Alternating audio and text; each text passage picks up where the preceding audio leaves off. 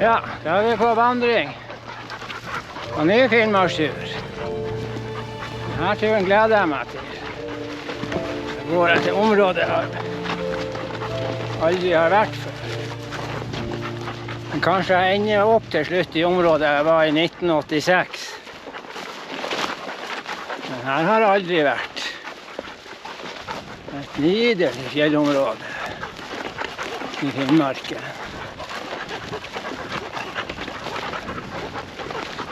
Jeg har nå 3 strihår med meg. Ellers er vi mutters alene. Og fint vær å vandre i. Overskya og ganske bra temperatur, men det melder kaldere senere. Jeg bare nyter denne dagen. Det blir atskillig kaldere til værmelding. Og en del regn.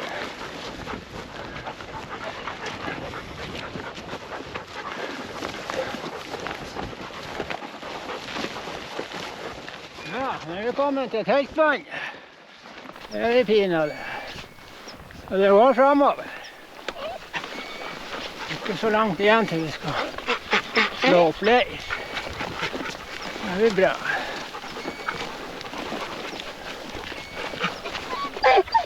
Det blir bra, hunder. Skal vi snart slå opp leir?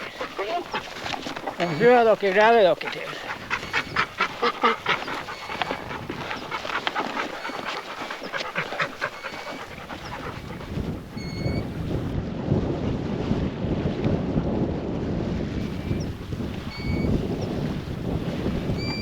Her blir det leir ute.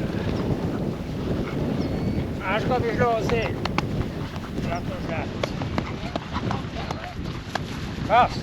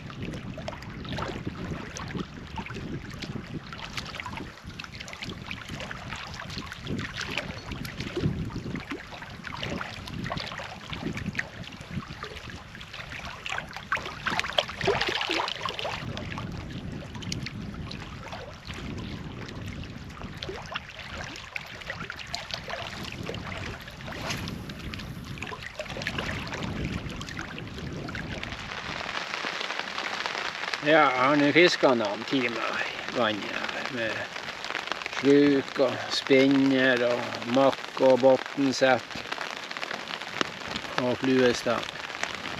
Etter artsdatabanken så skal det være ørret også i det her vannet, men jeg vet ikke om det kan stemme. For forholdene har vært med kaldt 9-10 grader, og så er det større sjanse for å få ørret. Rart ikke den beit på bottensett. Jeg vet ikke. Og nå er det begynt å regne en god del. Og det skal regne i hele morgen, så det blir en litt utrivelig dag i morgen. Og ikke noe temperatur og ikke noe god vindretning. Så jeg har ikke så veldig tro på morgendagen. Vi må vel prøve litt. Ja, da man hadde første natta på turen. Det har egentlig regnet mindre enn jeg fryktet for. Det har vært lange perioder med opphold, men så har det regnet innimellom. Nå yrer det litt grann. Og temperaturen er litt over 10 grader, så det er ikke noe særlig varme å snakke om, men jeg frykter for at det kan bli enda kaldere senere på turen. Men det var det bare nå jeg måtte ta denne turen. Jeg har forresten investert i et nytt telt, mindre telt, Ringstind. Jeg fant ut at det går greit siden jeg har den tarpen, for det gjør at jeg får god plass til å kunne ha bagasje utenfor og holde tørt, og så kan hundene også holde seg tørre. Så de ligger utfor her og koser seg og hadde tørt i regnværet. Så det ser ut som det går veldig bra. De har jo dekken på seg også. Jeg skal nå ta frokost her, og så får jeg ta og prøve litt grann. Jeg tror best jeg prøver med fluestang. Jeg ser det bottensettet med stanga ser ganske så urørt ut. Jeg har ikke vært og sjekket ennå, men jeg tviler på at det er noe fisk.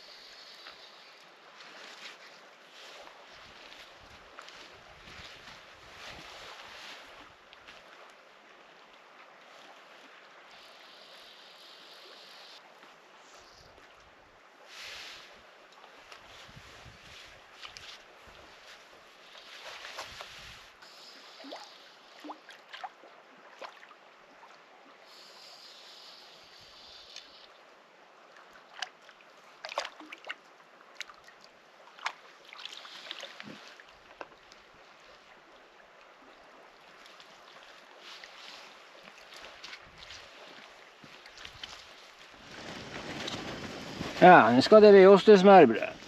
Det skal bli snadje.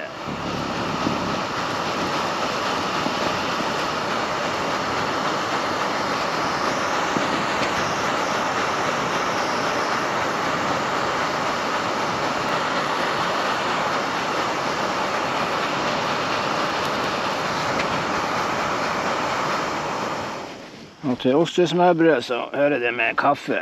Det må man ha.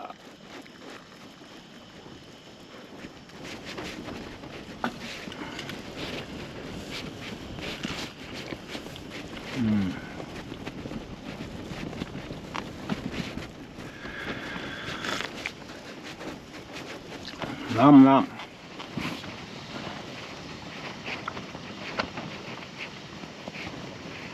Planen nå er at jeg skal bare spise nå, så skal jeg begynne å pakke teltet. Og ta og forflytte meg. Nå har jeg prøvd i timevis her med fluestang og nymfe, men det har ikke vært et napp. Ikke han tatt på båndmak. Jeg tror det her er et røyområde, og da er ikke værforholdene riktig. Det er nordlig, ganske sterk vind.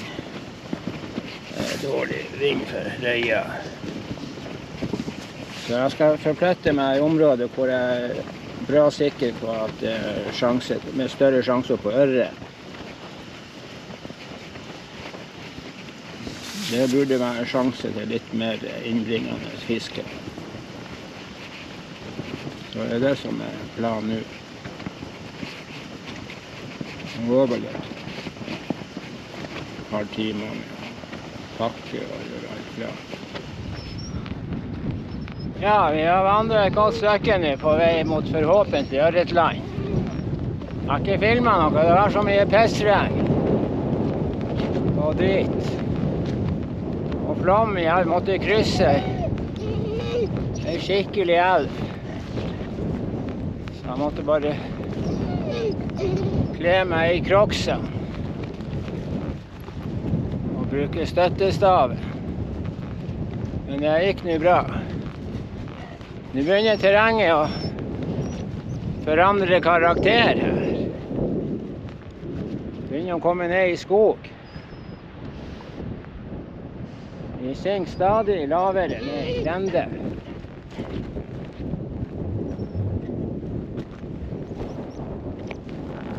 Så forhåpentlig så blir det bjørkevedbål med neste leir. Det håper jeg virkelig. Det hadde vært gledelig. Bjørkevedbål og grilla ostesmørbrød på skikkelig bål, ikke primus. Det hadde vært bra.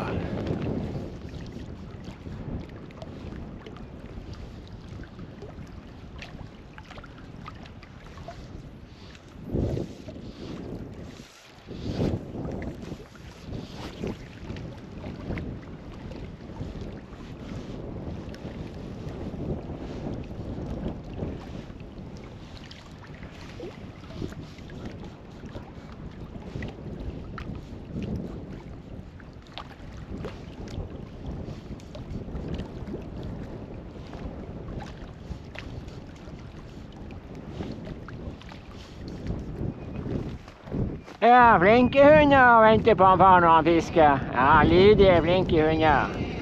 Venter på han far når han far. Ja, prøve elva. Det var ingen suksess. Nei, det var ingen suksess. Det var ingen som beit. Det var en forferdelig vind. Det var veldig vanskelig å kaste med flusa. Det var ikke enkelt. Ja, bare sitte der. Skal vi vandre videre. Gå på plass, sitt der.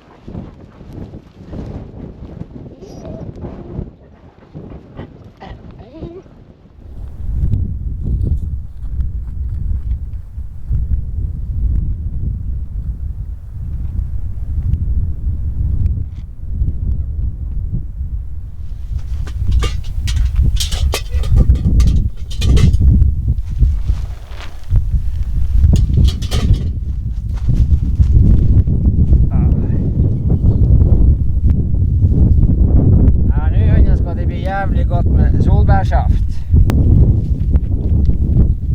Det blir skikkelig tørst.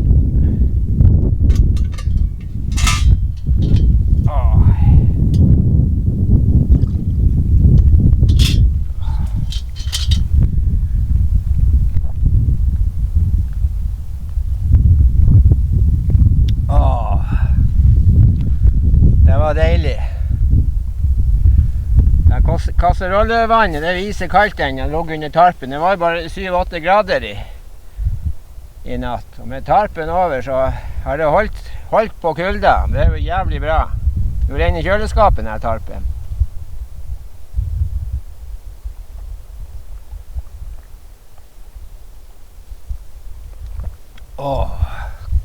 Det var godt hunder.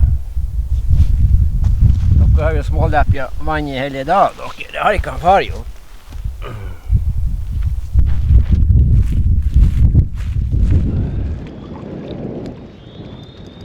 Jeg har fått fisk på bottensettet som har stått i natt. Den har satt seg helt fast. Det spørs om man klarer å berge den.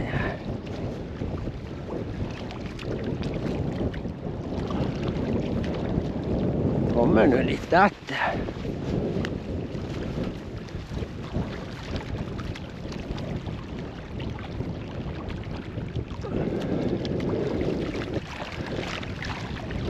Det vi har fått på. Det er krokodillehunder.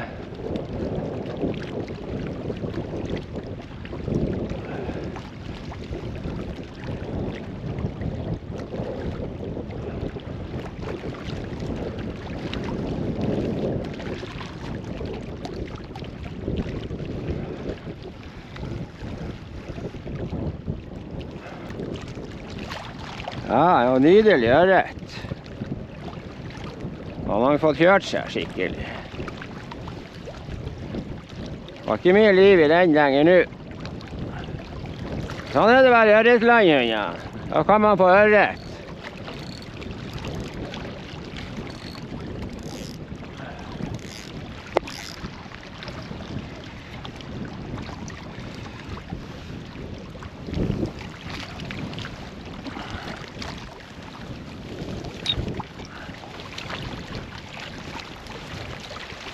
Den var så å si død.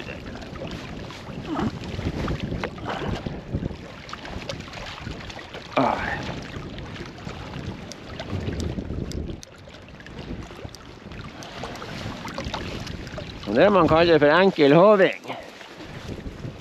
Det var enkel hoving, ja. Pass, Mattis. Ja, da blir det en liten fiskeekspedisjon fra den nye teltplassen. Det er bare 80 grader og sterk vind, så det er vel ikke noen sånn gode fiskeforhold. Men det er i hvert fall garantert at det ikke er noe fisk som baker her. Det er noe så helt sikkert. Men vi håper vi klarer å få noe. Det er alltid et håp når man bare prøver med stanga. Det er det. Men enkelt det blir det nok ikke, det er helt sikkert.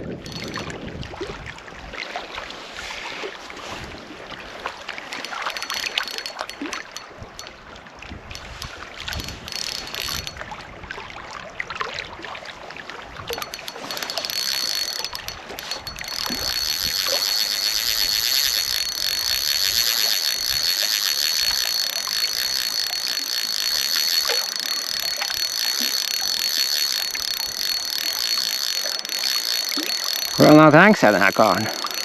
Hvor har han tenkt det henne?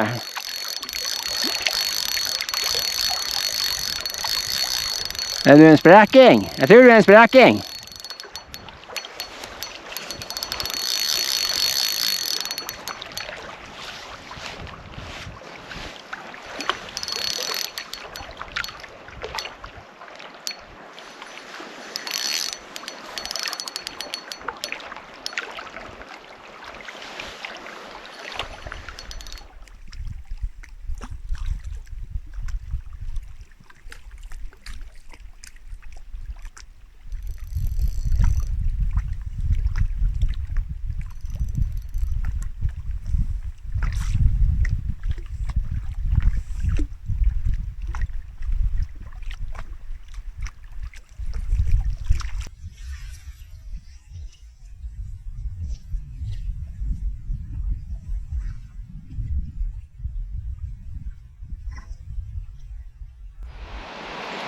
Ja, se her, hunder.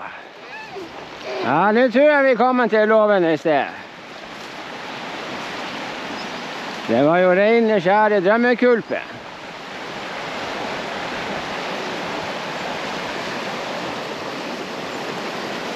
Her må man vel kunne gjøre forretninger. Det burde vel være muligheter for det. Det er et fint stelle, ja. Fint stelle.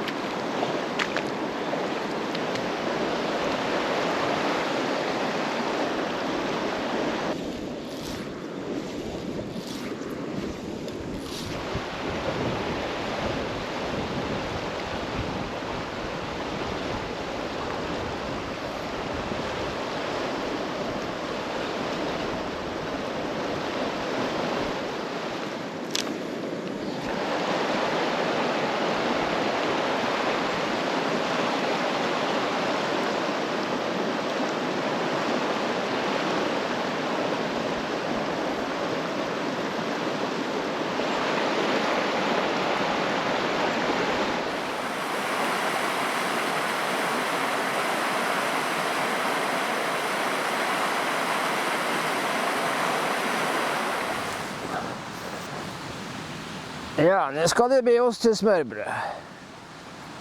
Det gleder vi oss til. Se om vi får til det.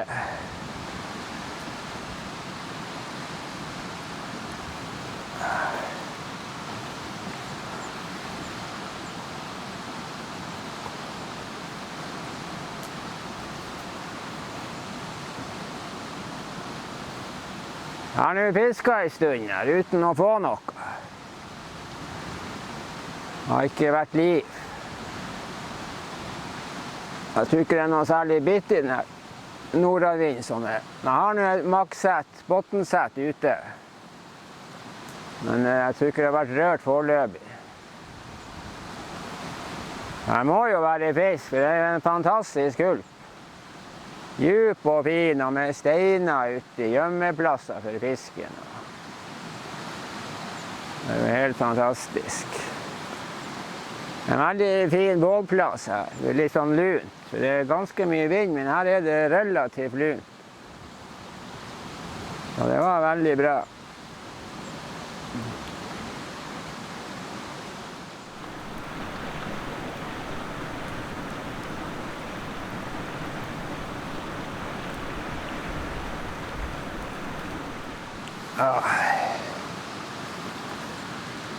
Ostesmørbrød og kaffe, bedre kan det ikke bli.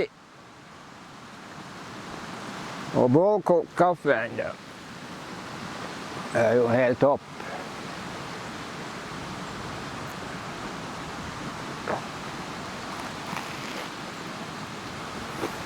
Nam-nam. Ja, nå har man det bra. Kan vi ikke klage.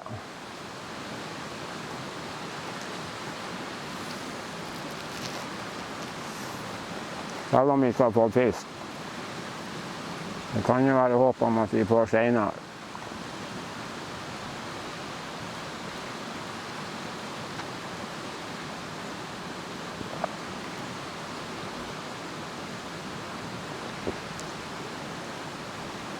Jeg har meg fått fisk på makke.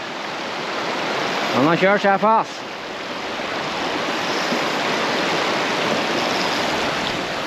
Her blir det faen ikke bare å berge.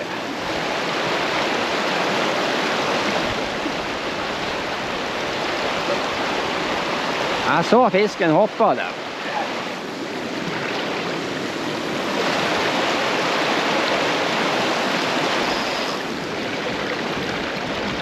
Prøve å gå tilbake rundt. Ja, han prøver fra en annen posisjon. Jeg er stygt redd for at det her er tapt.